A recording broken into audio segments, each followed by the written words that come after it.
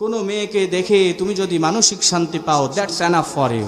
রোজা রেখে গার্লফ্রেন্ডের সাথে কথা বলা জায়েজ আছে। কওমি মাদ্রাসা থেকে দাওরা পাশ করেছে, ভাইটার নাম হচ্ছে ওমর ফারুক। ভাইরাল হওয়ার জন্য চুলে কালার দিয়ে টিকটকার হুজুর হয়ে গেছে। বর্তমান আলেম সমাজদের ভিতরে একটি রোগ ঢুকেছে, ভাইরাল হওয়া রোগ। সবাই খালি ভাইরাল হতে চায়, আছে না নাই? এরকম পুষ্পা হুজুর আছে, পুষ্পা হুজুর নাই আছে। আমি কিন্তু কারো নাম বলছি না ভাই, আপনাদেরকে সতর্ক করার জন্য বলছি। আমি বলতে বাধ্য হয়েছি। 2 নাম্বার কফিউর হুজুর, কফিউর রহমান আছে না, আমাদের আজহারি ভাইয়ের মতো কপি করে কথা বলে, আছে না এরকম? পুষ্পা হুজুরের একটা ডায়লগ আছে, আমি বলে দিব। কোনো মেয়েকে দেখে তুমি যদি মানসিক শান্তি পাও, দ্যাটস এনাফ ফর ইউ। না এরকম ডায়লগ?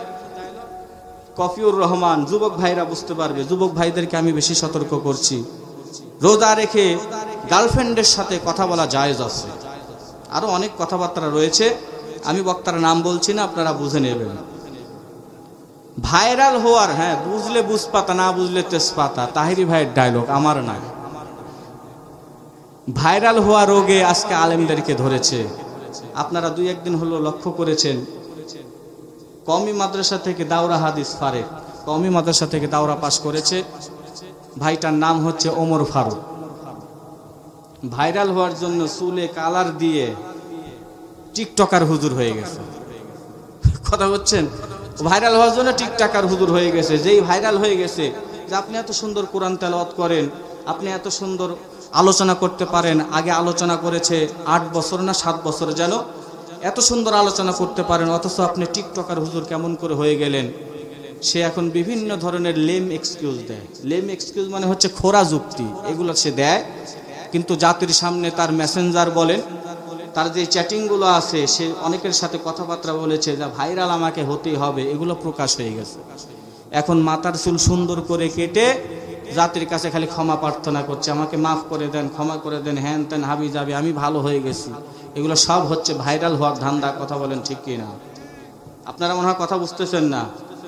আপনারা মনে করতে পারেন যে হুজুর আলেম হয়ে আলেমের দুর্নাম করতেছে।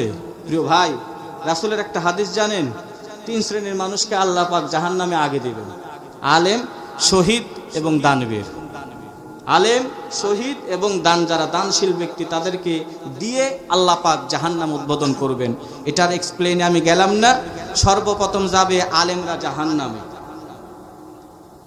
সর্বপ্রথম আলেমরাই জান্নাতে যাবে। আর রাসূলের আবু দাউদ শরীফের ভিতরে একটি হাদিস পাওয়া যায়, এখানে রাসূল বলেছেন, কিয়ামতের পূর্ব মুহূর্তে আসমান এবং জমিনের ভিতরে সবচাইতে খারাপ হবে হচ্ছে 1 শ্রেণীর আলেমরা। এই 3টা হাদিস আমি সমন্বয় করে আমি বলতে বাধ্য হয়েছি যে আলেমরা আগে জাহান্নামে যাবে, যে আলেমরা পৃথিবীতে সবচাইতে নিকৃষ্ট হবে,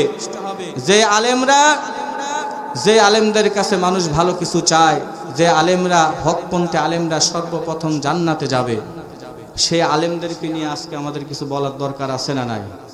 যুবক ভাইয়েরা, যারা আলেম রয়েছেন, মিডিয়া আছে, এখানে এই আলোচনা দূর দূরান্তে সারা পৃথিবীতে যাবে। আলেম শ্রেণীদের কাছে আমি হাত জোর করে বলছি, ভাই ভাইরাল হওয়ার ধান্দা এই কাজগুলো করা যাবে না। আমি আপনাদেরকে অনুরোধ করছি, তাকওয়া ভিতরে নিয়ে আসুন। আল্লাহকে খুশি করানোর জন্য, দ্বীন ইসলাম প্রতিষ্ঠিত করার জন্য আপনারা ময়দানে, মাঠে ময়দানে কাজ করুন। দেখবেন আল্লাহ পাক আপনাকে অটোমেটিক ভাইরাল করে দিবে। কথা বলেন ঠিক কিনা? আল্লাহ পাক আমার ভাইদেরকে হেদায়েত দান করুক। সকলে বলে আল্লাহুম্মা আমিন।